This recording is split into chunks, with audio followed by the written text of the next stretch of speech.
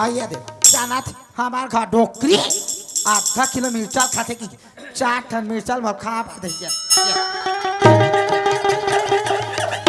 आई हमार बेटा खा चकरी वो खा जा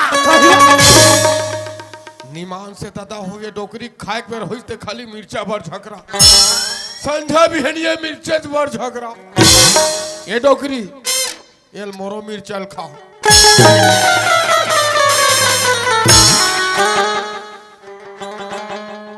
बाबा